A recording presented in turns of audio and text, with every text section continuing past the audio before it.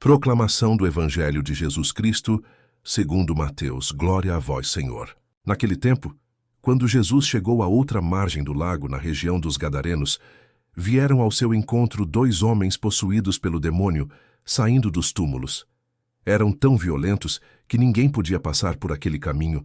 Eles então gritaram: "O que tens a ver conosco, Filho de Deus? Tu vieste aqui para nos atormentar antes do tempo?" Ora, a certa distância deles, estava pastando uma grande manada de porcos. Os demônios suplicavam-lhe: "Se nos expulsas, manda-nos para a manada de porcos." Jesus disse: "Ide." Os demônios saíram e foram para os porcos. E logo, toda a manada atirou-se monte abaixo para dentro do mar, afogando-se nas águas. Os homens que guardavam os porcos fugiram e, indo até a cidade, contaram tudo, inclusive o caso dos possuídos pelo demônio. Então a cidade toda saiu ao encontro de Jesus. Quando o viram, pediram-lhe que se retirasse da região deles. Palavra da salvação. Glória a vós, Senhor.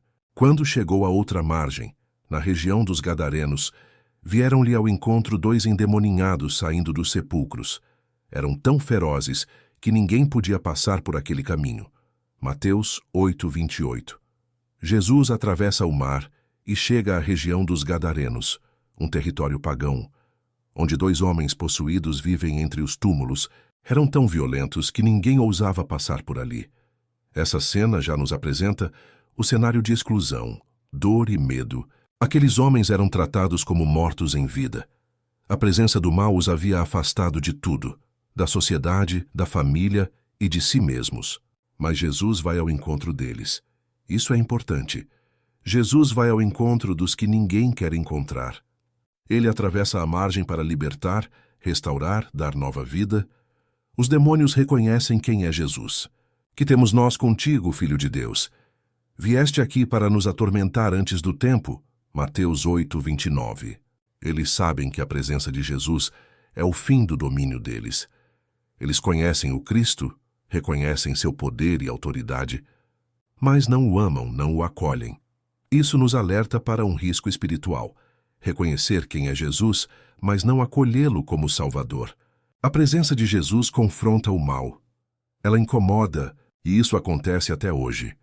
Há pessoas que evitam a oração, os sacramentos ou a escuta da palavra, porque sabem que ali terão de encarar mudanças, conversão, renúncia. A luz de Cristo revela as trevas, e isso pode ser doloroso. Os demônios pedem para entrar nos porcos. Jesus permite, e logo a manada se precipita no mar e morre afogada. E eis que toda a manada se atirou o precipício abaixo, dentro do mar, e morreu nas águas. Mateus 8:32. O mal sempre conduz à destruição. Os porcos simbolizam aquilo que, aos olhos dos homens, tem valor. Eram fonte de alimento, riqueza, sustento, mas na presença de Cristo, o que parecia valioso revela sua fragilidade. Quando o mal é expulso, exige-se um preço: o desapego. Os homens que cuidavam dos porcos correm até a cidade para contar o ocorrido.